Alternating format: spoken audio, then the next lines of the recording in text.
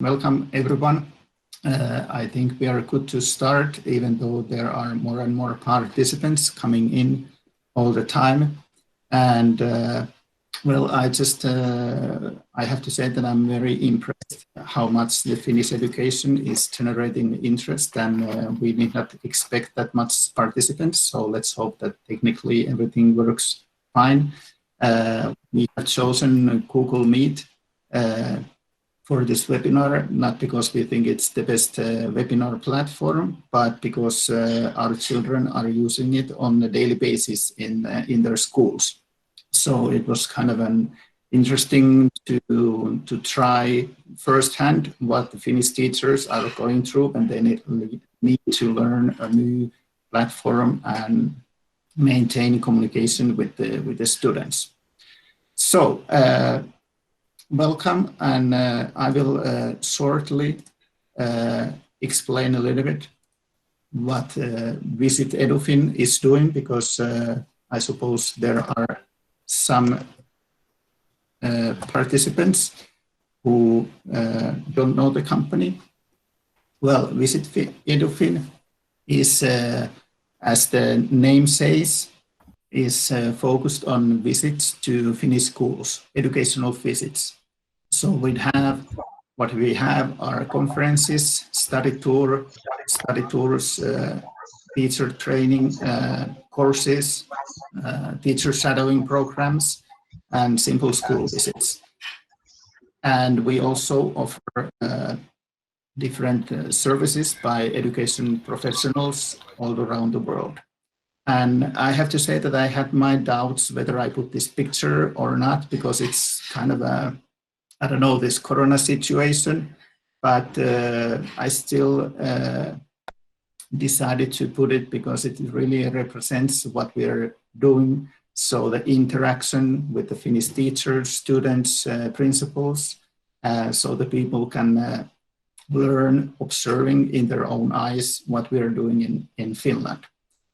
But that's in a nutshell what we are doing. And as I said, we have a limited time here, so I will now leave this to Suvi, and Suvi can continue. So welcome also from my behalf to learn how things are currently in Finland, education with this lockdown time. And I guess we are quite similar situation than many other countries. So it will be, after this webinar, interesting to hear some of your thoughts and experiences as well. Today we should have, if all the technology goes fine, 2 different visitors who are teachers in Finland and who will share their experience with you.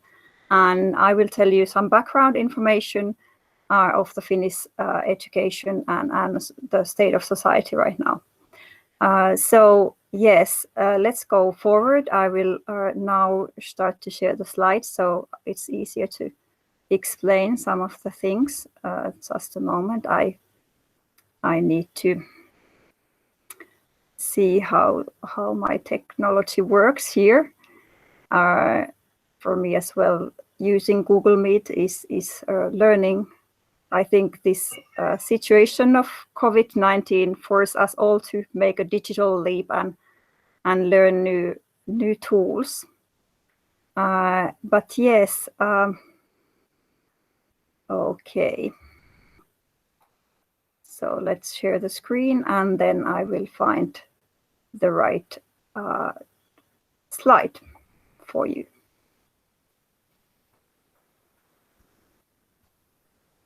Yes, so some things about like background information about Finnish educational system, so that you know a little bit how this all was working before the COVID-19.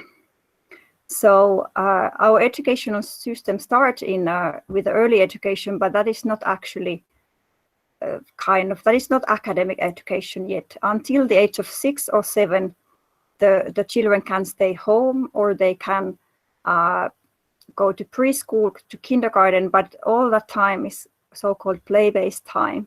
So that means that we don't have lessons, we don't have academic teaching or academic learning goals.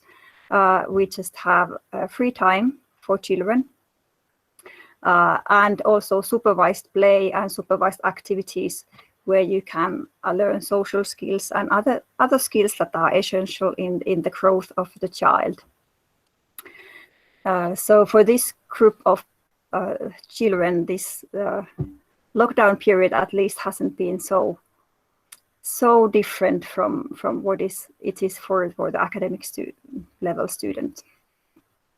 Then about our official school start in the age of 6 or 7. So that's the time when children start to study mathematics and reading and all these things that you study in school. Something that is common, very kind of characteristic to our system as a whole is that we do have some nationwide regulations, but as such, teachers and educational professions are quite well trusted, and they have quite large autonomy to do things the way they see wise thing to do. All of them need to go master thesis at university, so that is a thing. And we don't have standardized tests or school ranking, so I think that makes this time a little bit easier to handle, because the schools don't have pressure of that kind of achievement goal. The only thing they need to think is the well-being of a child, well-being of a teacher, and learning, like still not stopping the learning as such. So we have national curriculum, but that sets a framework, but then the teachers work on their own school curriculum, and they have quite large pedagogical autonomy. But then, yes, before I go to the actual lockdown period, I explain you still that like we did have a nationwide, not project, but funding, governmental funding just a couple of years ago, which was emphasizing digital skills in schools. So we didn't know that this was going to come this period, so we didn't prepare for it. But now we realize that it has prepared the schools and students. However, even then there was a big variation between schools and between teachers. Some schools using already last year, especially high schools, mostly digital ways of studying, and some schools, especially elementary schools, still using mostly handwriting and books, physical books, and so on. So, but when it then all started, this lockdown time, the government gave us instruction that only the early education and classes from first to third, as well as special needs education students, all of them can go to school if their parents don't have time to be at home with the school or with the kids, but need to go to work to some important area of society. So all the other kids had to stay home, and also these kids, if their parents could stay home with them. So the schools were not 100% shut down. They still had some teachers to deal with these students, but majority of teachers also had to start remote teaching. So that has been a true digital leap also for those teachers who hadn't yet adopted that kind of way of teaching. And there has been a big, great variation because as such, we do have still some teachers who started it most simple way. Maybe they were having busy with their own family life in this lockdown situation, organizing everything, or they were just confident that their children are somehow independent. I mean, their students are independent enough, so they just gave list of tasks for students every week or every day, what to do and how to proceed in your book and so on. But then we had other teachers who were putting a lot of effort to the distance teaching and connecting the students every day. At this phase, actually, I'm asking if we have our visitors here online, Ulpu and Sari, who are our visitor teachers. Ulpu, are you there? Yes, I'm here. Can you hear me? Okay, I can hear you. I don't see you right now, but I hear you. Maybe the others see, but I have the slide in front of me. So yes, I hear you very well. I ask at the same time that Sari, are you there? Yes, I am here. Okay, great. Let's do so that first, Ulpu, you tell a bit of how you have started your distant teaching with your class. After that, we'll give our talk to Sari, who then needs to leave our session to go to teaching again before 1:30. And then we can still continue with you, Ulpu, if there's still something we want to share.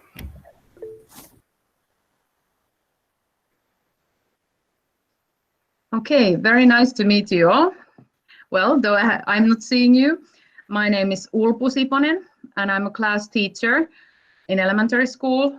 I've been teaching for 15 years now, and now I'm teaching the 4th grade, 4th class.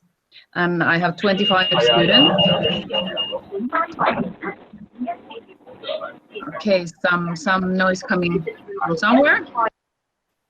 Yes, and well, we really made a big leap when we started the distance teaching and learning.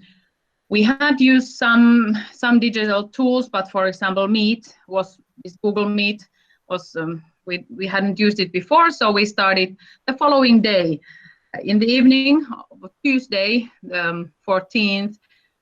I tried the Google Meet out, and then on Wednesday we started lessons. I've been giving 1 lesson a day, sometimes 2 Meet lessons, so this kind of direct lessons a day. And first I put my advice, I show you, this is the school's website, and all the classes have their own site, and I put the instructions here. And I also put the hour, so what time you should be doing something. Not all the students go with a timetable, but it helps some kids especially to give structure to the day. And then we have Meet lessons, and then I give us the exact hour, that 10 o'clock sharp you have to be there. Then we have WhatsApp groups. We have 2 groups in my class. We have the teachers' own group, where only I can give them some advice, some videos, and so on, and answer their questions, what they can do in the other group.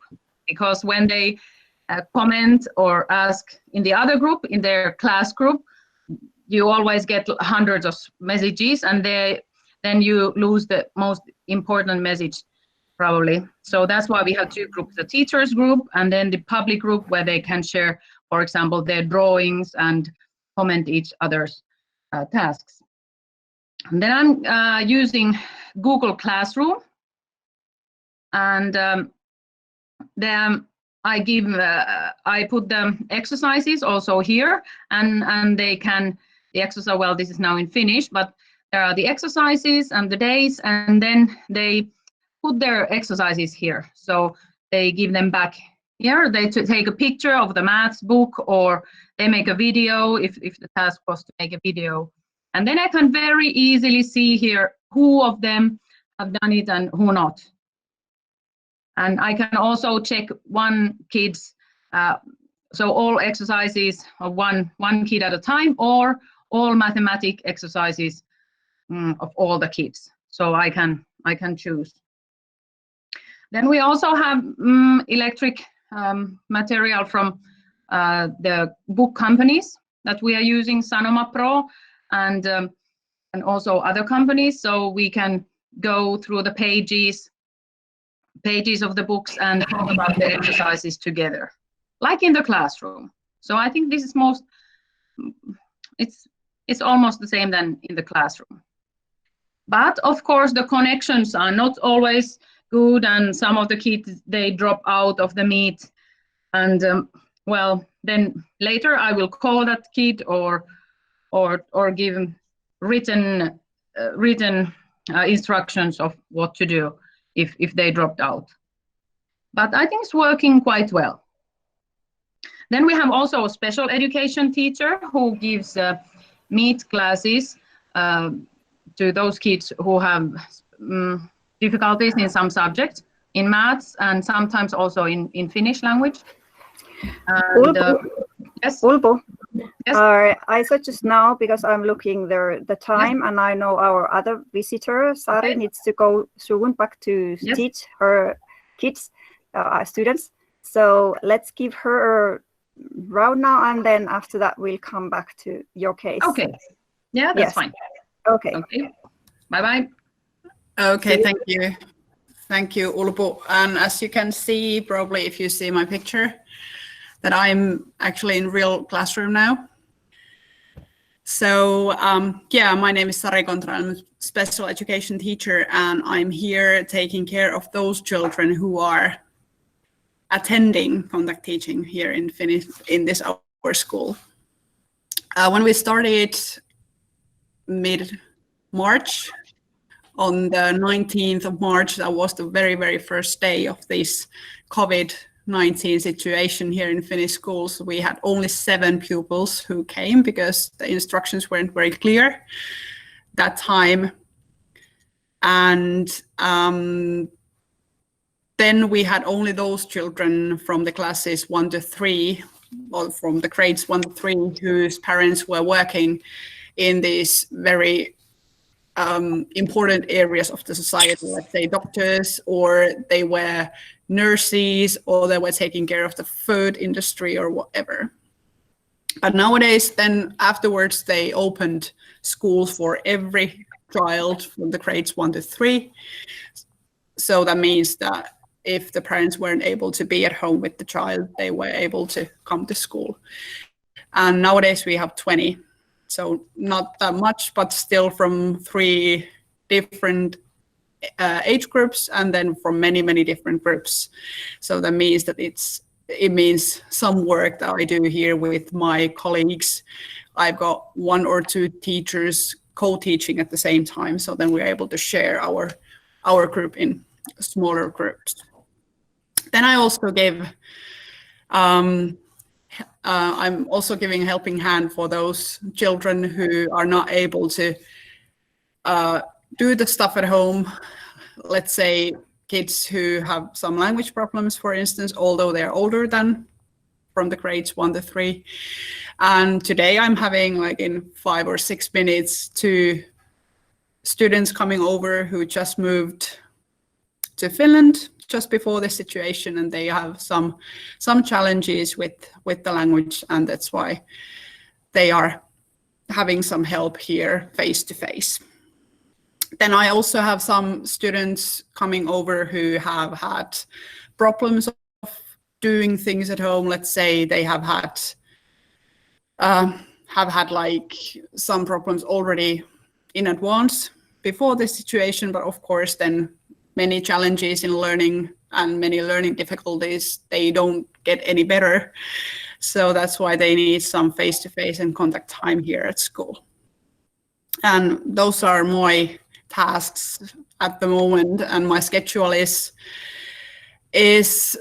kind of like every day. It depends who are attending teaching that day and what has happened with those students who are at home, if they need help. If they don't need help, then I just take some new people coming over and sending quite a lot of messages, calling parents, calling students that, okay, is everything okay? Have you already woken up?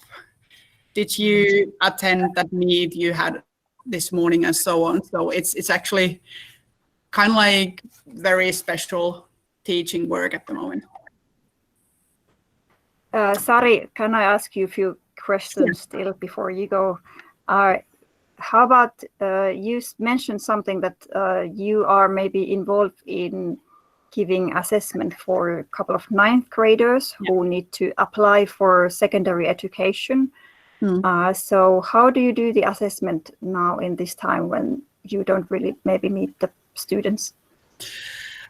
We get some specialized instructions, I think, today, because we have Google Meet with our teachers. So our principal will share some information, but I think the guidelines are that we don't emphasize this time too much. So that means that we don't think that, okay, now we should hit all the targets and now we need to make all the assignments the teachers were thinking before the situation. But then more like that, okay, we do enough and then we see the big picture. So that doesn't mean that, okay, the ninth graders, for instance, they need to do their very, very best because they have so many other things going on as well. And this is like very challenging time for us all. So we need to think that, okay, they have been at school for 8 years and 7 months before this COVID-19. So what have they achieved already by that time? So we should not think this part of their school career as like a big and very, very underlining time. Sounds like a wise thing to do. I think we all need to kind of work on that also, our personal life and our working life too. Yeah, because this is so new. And for instance, I have an appointment on Friday where I have a WhatsApp call with 2 ninth graders who we discussed on one book that they should have had read, but now because the time is limited, they have had an audiobook. And then I've shared the questions already so that they just have this task or assignment done before we are able to give the grades for them. Yeah, thank you. I think you have 1 minute time. So is there something, either some concrete case with some concrete student or then structure of teachers' cooperation that you could explain? I'm very much in contact with the teachers who are working online. So all the students I have here, I'm contacting and I'm sending messages with their real teachers all the time. So I know what they are doing, the others are doing at home. So I can share those material and teach pretty much the same stuff the other part of the group is doing. And then again, because we don't know if we are actually coming back to school this spring, so that they are pretty much on the same level if they see their pals this spring or then in August. How about those students who haven't been so much involved with their remote teaching or somehow have been unreachable, or maybe they don't have equipment enough at home or support at home? Then we have that's actually okay to have a few pupils at a time at school to have contact lessons for them. So for instance, on Monday, I will have a bunch of 7th graders coming over who have been pretty unreachable. So I have invited them to come to school, and then I give a few lessons for them. And then again, it's something that they get things done when there's an adult around and they are actually really at school, because this is a very challenging time for them. Yeah. Hey, thank you. Sorry, I realize you need to go now. So please say bye-bye for now. Thank you. Yes, thank you. Okay, so I was talking about the meets. So we have the meet lessons. Somebody also asked in the chat whether we have online classes. Yes, we do. But it depends on the teachers. I know there are some teachers in our school that don't use Meet or online lessons. They prefer to call the kids, especially if they are small and they know that the parents would find it very difficult to open the Meet and so on. So they have decided to be in contact with the WhatsApp and real phone calls. But I found the Meet lessons very good. And so we have also the special education teacher and then distance assistants. I think that was a very good decision of our school, that because we have some assistants who work in the classes for some hours a week, but now some of them can be distant assistants. So they call the kids in the morning, and well, some of the kids, we have given them a list that could you please check these kids that they have woken up and started the work, and then during the day they call other kids and ask if they need help and so on. Because, well, I'm not enough for 25 or 50, because I also teach some 25 kids of the parallel class on some lessons, biology lessons. So the assistants help a lot. And then we of course communicate with the parents. We have a system, electric system, like a little bit like email, but the school system, how we communicate. And some of the parents have asked some help because their kids, well, probably don't understand the instructions, or they feel very tired, and we have given them advice to make the tasks simpler, because of course they are kind of intermediate, the tasks. Well, I give the basic tasks, but I know that also in the class, some of the pupils, they just do the half of it, and some of the kids need more. So I have advised that when the lesson time has ended, then they can just finish. And if they do 2 exercises, that's fine. And they don't have to work all the day, because of course the kids who need more support or even special education students, they cannot do the same as the others. So I have to think how to differentiate, how to give different exercise of different level, or then say the parents to adapt the exercises, and also the special education teacher does it. Yeah, it sounds like there's a lot of work for you and for the parents as well. Yes, there are long days. Yes. I think the working time has kind of almost doubled, or at least 1/3 the lesson of the hours more. But as the Association of Teachers in Finland, they have said that, well, we cannot do everything, so we cannot do the job, unfortunately. We cannot do it as well as we would like to, so we cannot do anything for that. We just do what we can, and we have to be satisfied with that. But, yes, kind of.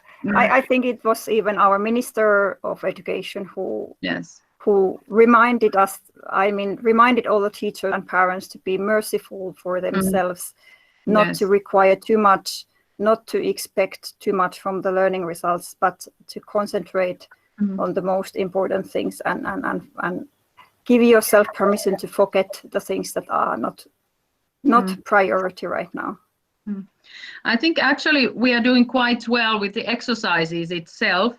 I think the kids are probably learning much more of the subjects, because now there are no interruptions of the lessons, and I don't have to go out of the class and try to figure out some fight or something.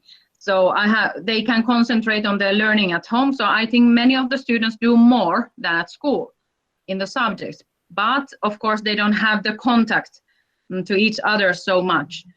I have coupled them. So my students, all of them have a working partner that changes in 2-3 weeks, and they have to do some exercises together. So they make a WhatsApp video call and they talk about the exercise. Maybe they have to write something together, or just to talk about some exercises, maybe send videos and do many kind of exchange, so they have more social contact as well. Do you use this peer interaction, so students communicating with each other without Yes. the presence of teacher? Do they use some kind of online tool for that, or do they do it just by calling with the phone? Well, mostly by WhatsApp. I have said that they can also use Meet if they like, so that they know how to form the Meet. But usually they work in couples, so they can do it easily with WhatsApp video call. And I think that has been very nice. And also I have even used it for tests that the kids, they ask, for example, English word tests. They ask each other, and then they give me the results. So I think I trust my kids Yes. a lot. And I think that in general, we trust a lot now kids. Has there been any kind of like how to say, not now there's no discipline problems, but has there been some kind of laziness problem or that some student doesn't take the studying seriously at all? Well, I would say discipline problems, there are always, no matter what tool, because this Meet, of course, they can write something nasty in the chat or open their mic. So we have to make rules in the beginning. So you cannot write anything on the chat except reasonable questions.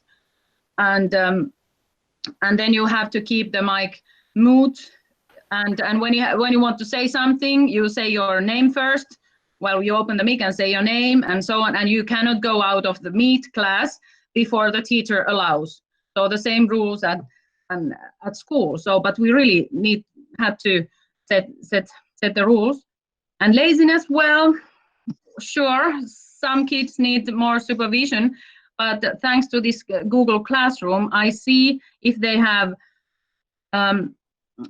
put the exercises there. So I check regularly the kids, not maybe every day, but every other day I see that, okay, this guy has not given 4 exercises. Then I send a message to him and to the parent. So, and very soon the exercises are there. But I know that in some classes they have had more problems, the bigger students maybe, and the special education teacher and the assistant, they have made a deal that one calls in the morning, one at midday, and then one in the afternoon. So they check that I remember doing their job. When I was talking with you earlier this week, and we were talking about how all this is going in your school, I remember that whether it's assistant or special education teacher, they can call even to ask or say that, hey, have a lunch now, go to the kitchen to prepare the food. So I think that sounded quite good when we think of those students whose parents are maybe not there cooking for them or so on. Yes, of course, it depends a lot of the resources. I think our school has quite good resources. We have 300 students and 2 special education teachers, and now I think 3 assistants working as distant assistants. So we have given them lists of students, who to call to. How has it been? Your students are 4th graders, so they already know to read and write and so on, so it's easier than with the smaller. How about the digital skills, and do they do most of the work to the classroom, or do they write by hand and then take a photo, or how is? Yeah, they do both. I think they have made a long digital leap, and they have learned a bunch of digital tools in a short time, and I'm very proud of the kids. And I think if we give them the chance, they learn, and we shouldn't underestimate them. I think the limit maybe goes there on the 3rd grade, that they learn quite quickly to use the digital tools. Any experiences? Have you heard any experiences of those 1st or 2nd grade teachers whose students are still learning to read or learning to write, or or learning this kind of thing. So have you heard their experiences? Yes, well, they send mostly pictures. In some schools, they send them by email because they don't necessarily have work phones. Well, we do have work phones, so we have formed the WhatsApp groups. Also, the smaller ones, they have their WhatsApp groups, and they send pictures of the tasks, and then they get feedback. And the teacher might maybe ask only one picture a day from each student. So it makes it easier to check the exercises because they need more individual support. But the second graders, I know in our schools, they have lots of meet classes, but in smaller groups, not the whole class, but maybe 5 students at a time. So it works better. Is it a big work for the teacher? Does the teacher need to have 5 times more time? Yes, it means that she's there all day giving meet classes, but then she probably has less exercises to check. So afterwards in the afternoon, so maybe, well, we have less meet classes, but then we have a lot to correct and give feedback to. Yeah, also what we have heard from other parents, and also what has been there, we have had some nationwide, well, maybe not nationwide, but still with the larger sample, some questionnaires and small researches about how the families and parents have taken this time. So there's a big variation, I guess, in every country. Of some parents have said that they need to use the whole time to help their students if the student is small, for example, 7 or 8 years. So this digital studying can be quite, like the students haven't learned to direct themselves so much yet and haven't learned these digital skills. So some parents have told that it takes the whole half a day to be there assisting their own child. And then there are of course parents who don't have time to do it. They have their own work to do and so on. So there's a big variation in that. But however, even some students struggle, especially if they are very teacher directed and extrovert. This might be a struggling time to stay at home, not to see anybody, and not to be all the time directed by the teacher. But then those students who are already more self-directed and maybe more introvert, this have been very good time. There has been news about students who have been earlier bullied in school or who haven't been able to connect so well with their peers, and now they are really thriving. Actually, Ulpu, I remember you mentioned also about one of these kind of students in your class. Okay. Yeah. Yes, and I think many of the introvert students they get more attention now because the extrovert kids, they take all the space in the class, but now they send you the exercises and they are equal kind of, and then they get personal feedback. So I think I have found many new sides of many kids. I'm very happy of that. Yeah, and I remember you told about somebody who wasn't doing so well in school, maybe was not able to concentrate, but now she or he has been doing much better.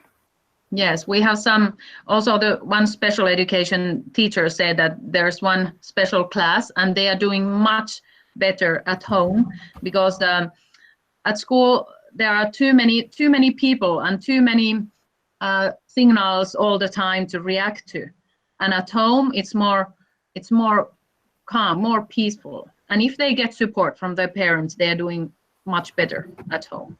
Yeah, that's true. Yeah. Now I was jumping in my slides, but anyway, we got after there had been this lockdown about maybe approximately 2 weeks. The government gave new instructions because until that, as I told in the beginning, there had been big variation among teachers some of them just giving a list of tasks in the beginning of week and not connecting the students.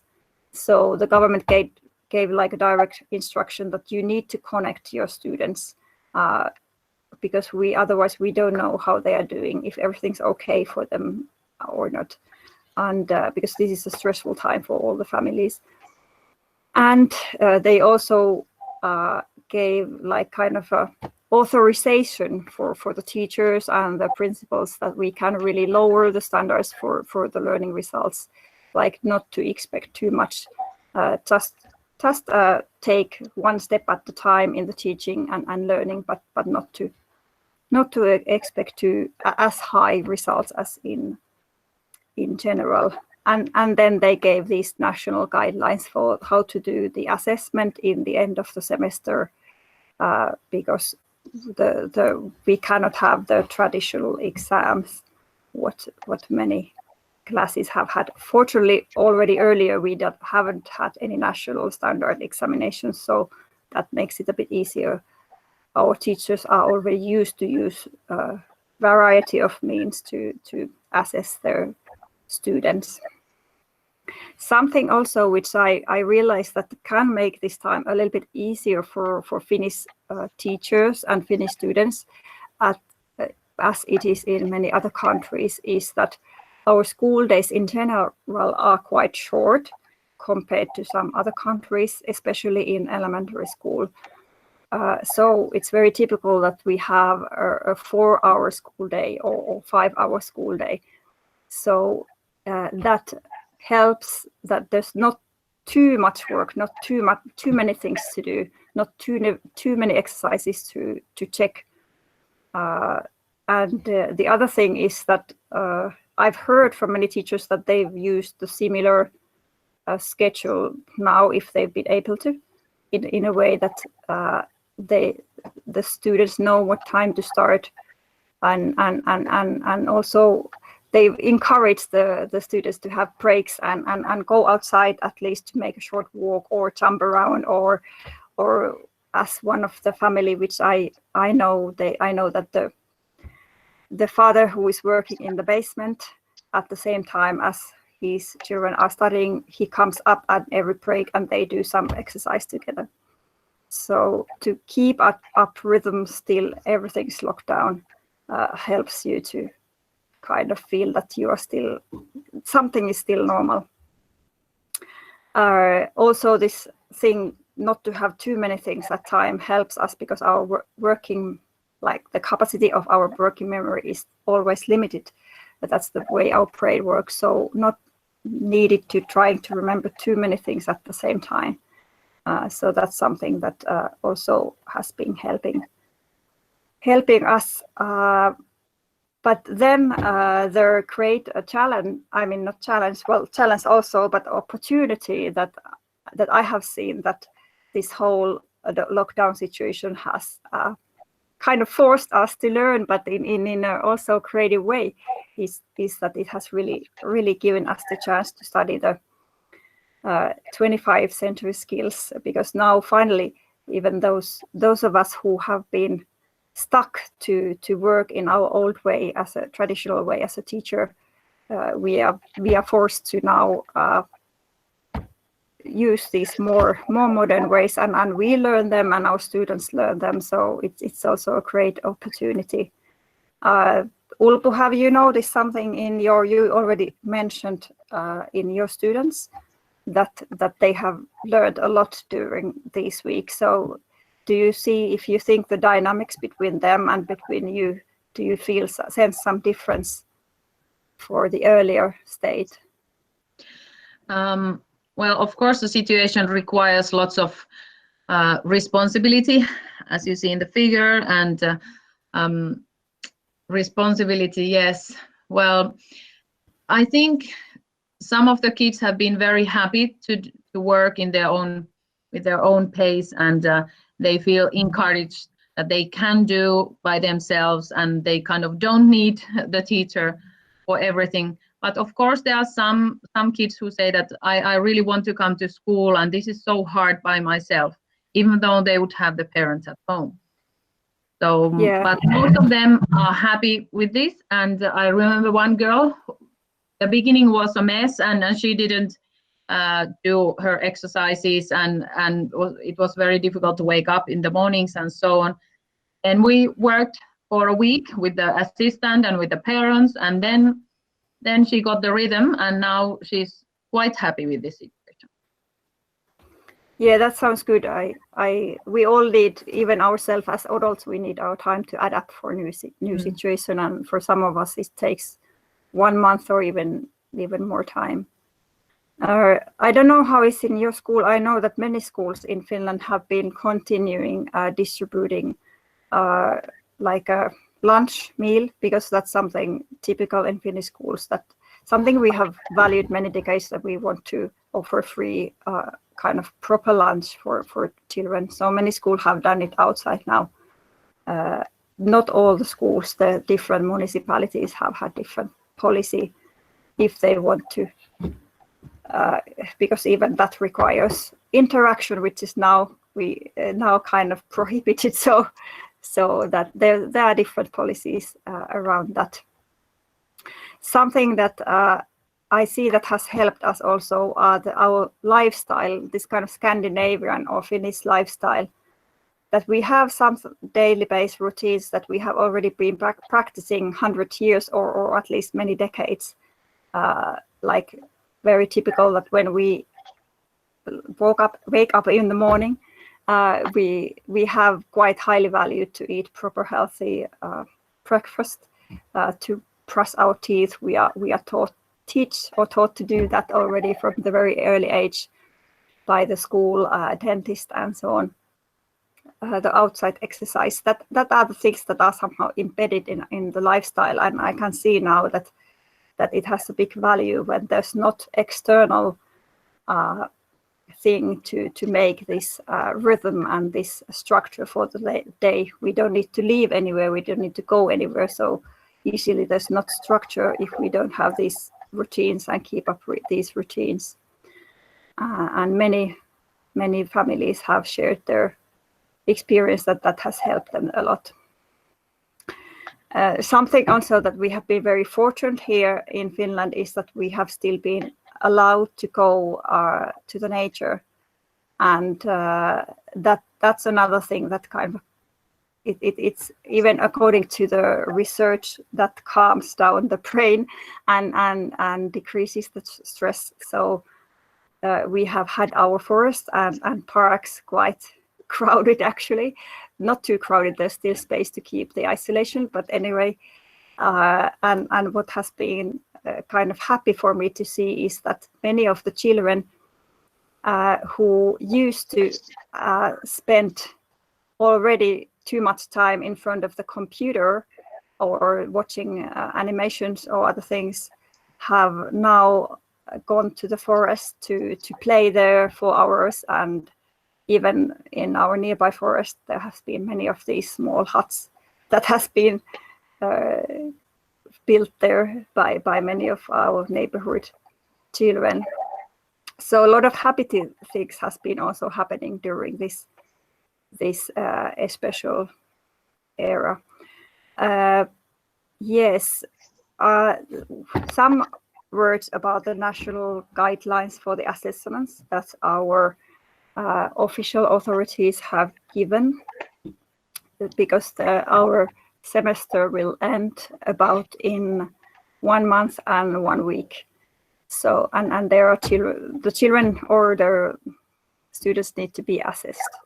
So the assessment criteria is that to maintain still, like use still the criteria from national curriculum, but now because there's no normal exams, so the teachers need to be very creative to base their assessment on diversity of collected proof.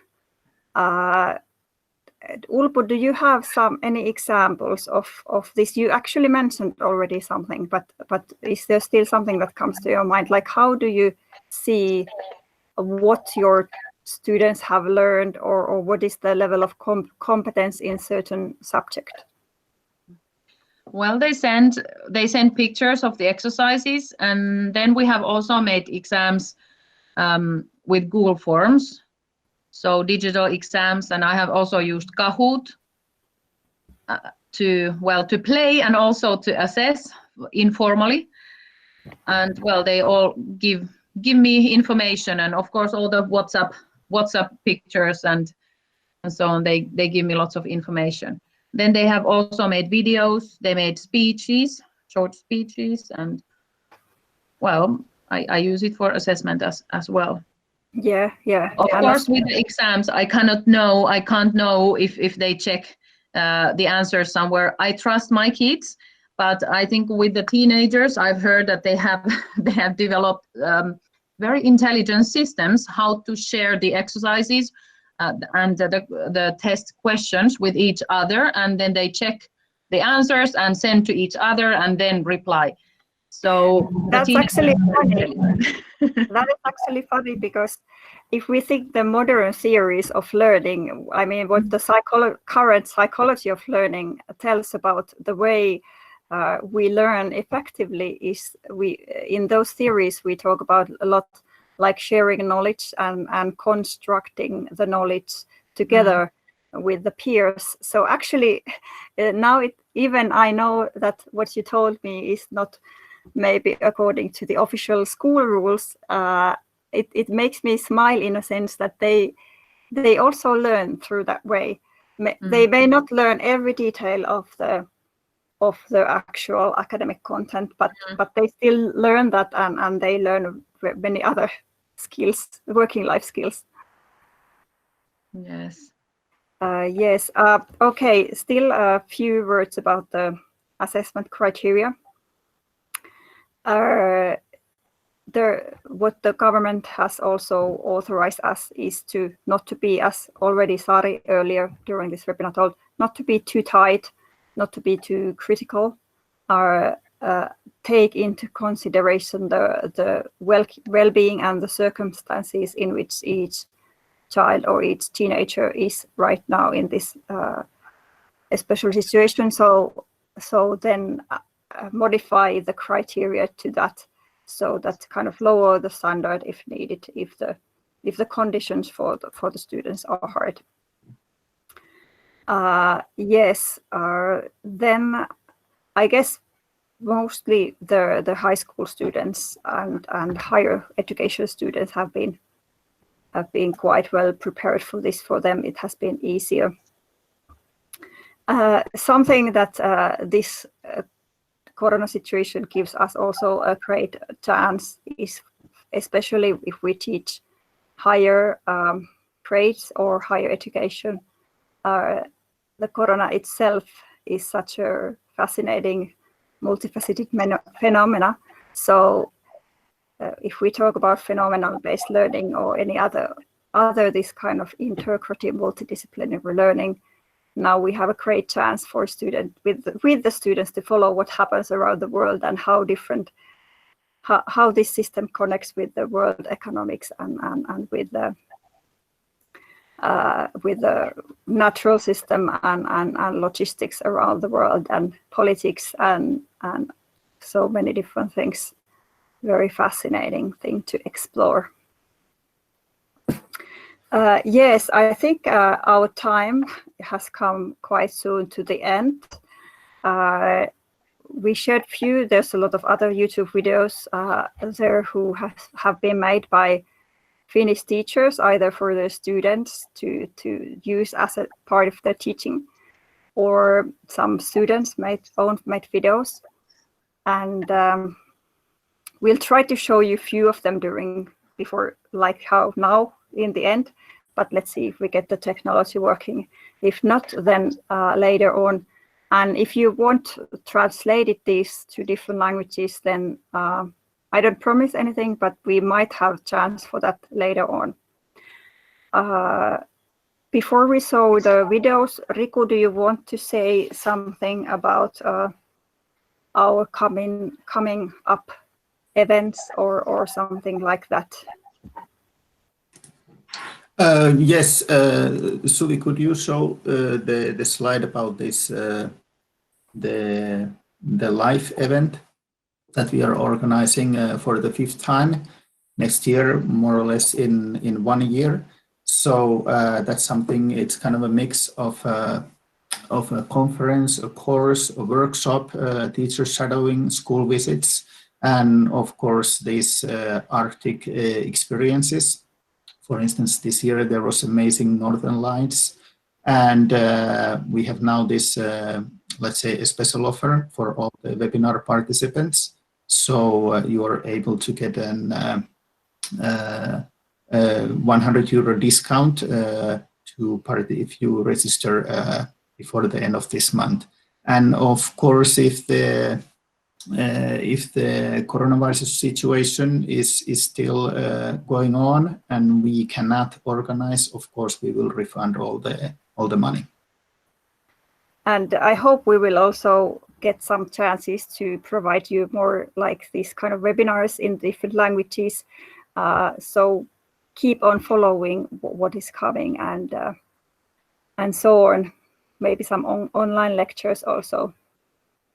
But hey, now Ulpo, if you want to share your video, that would be wonderful. I will now take off my presentation so you can put yours. Just 1 minute.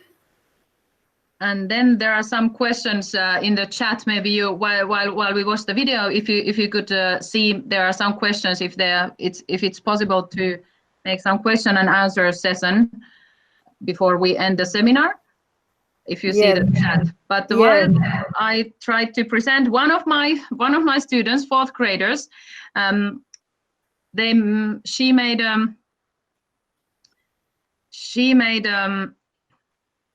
a very nice video. It was a language task to make a short speech of 1 to 2 minutes and tell about some subject, any subject, a hobby or some interest. And she made it about distance learning, and I asked her to translate it. It's not so maybe as funny made as in Finnish, but I want to show and share it with you. And I changed my voice settings so you will hear her, but not me.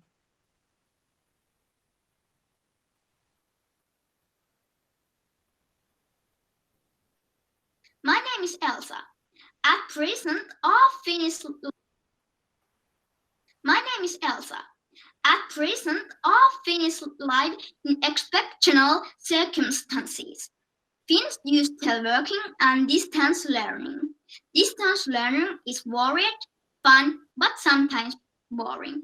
In the morning, there are always good instructions on the pedalette, telling about the tasks of the day. The downside to distance learning is that you don't see friends and the tasks is more than school. The good side is that you have your own pace. Tasks can be done in your own order. Food is good and you can go outside at any time.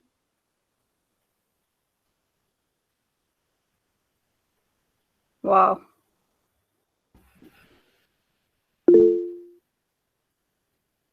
She had very nice pronunciation of English, very impressive actually, because we don't have English as our native language. Thank you. Yes, and she translated it in 10 minutes or something like this. So I just asked her, well, she's one of the best students. And I asked her if it was possible to translate it, and she could use Google Translator. And she said that, yeah, I'm very sorry the pronunciation was not very good, but but you can give her feedback that this was brilliant. Tell her. And as so spontaneous, you said that she did it. You made this request for her today about half an hour before our session. Yeah, to translate it, yes. She did a video yesterday or a couple of days ago in Finnish, and then I got the idea, why don't translate this? Yes, I just got the idea a little bit before this webinar. Yes. Wow. Hey, we have another video also that is made by a bit older students. So I try to share it with you, and let's see. After that, we might ask a few questions, and then we start to say bye. That they explain about how it feels, this lockdown studying, and what they have done, what the teachers have done, and they are thinking how long it will go on. I think we will put this as a link for all of you who participated here, so you can see it, and then we have all the technical features there needed. Okay, now I know that we have had a lot of participants, and there's a lot of chat going on, so we are not able to answer all the questions, but let's see, maybe pick one or two questions from here.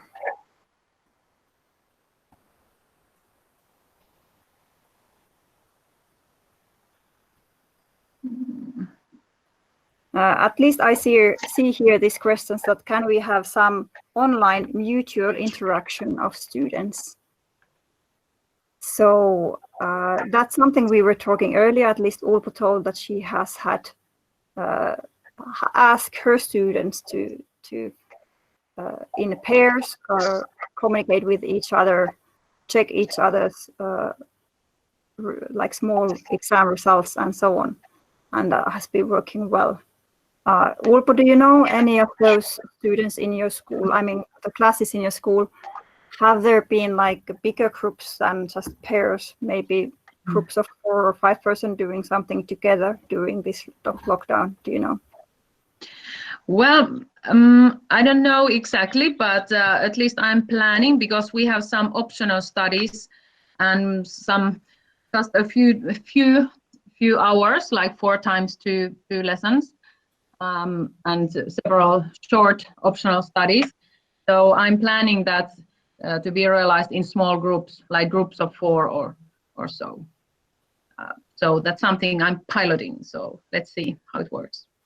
Okay, I'll read one more question here, and then we'll start to finish today.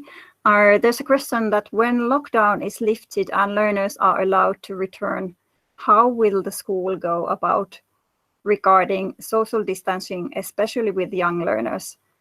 Then are you considering a phased-in approach? That is a really good question, and I think we as a society, we don't have a clear plan of that if the virus is taking more time than in the end of this May, because the semester ends in the end of May. So there's right now governmental discussion going on whether the schools will be open already before that for a couple of weeks or not. And there are experts saying pros and cons for both, for shutdown and for. So we don't know what will happen, and I've read in China they have some quite well-designed ways where the students, even they go to school, they have the breaks different time, and so on. So they are not meeting each other in the school. We haven't done that kind of plan in Finland so far, but if the time of the epidemic will last until the fall, then I assume that there will be something like that, because then that would, the government will start to worry more about the learning results. Right now, there's not big worry, because we, as already said Sari earlier, these students have gone to school so many months already and so many years already, that if they are away from school 2 months, it's not a so severe thing yet, not for the learning. The more bigger worry we have had is about the well-being of those students who don't have the family support. But as you heard, a lot of work has been done for that as well. But thanks for this question. I think we need to really think about it. And yes, also the government has instructed our teachers to already start to think that those students who have been left behind in terms of learning results, how to put effort for them when the schools are opened again. So that will be a lot of work, but let's see I think we will manage, maybe not very short term, but longer term we will be okay and fine. Yes, is there something, Riku, you want to say, or Urpo, you want to say? If not, I will start to say bye-bye from today. Well, I just want to say there was someone who was asking like a WhatsApp group where the webinar participants could share their best practices. So we are trying to organize that. So you will have an access and you can continue discussing. And especially when you have some good practices, you could share it with the others.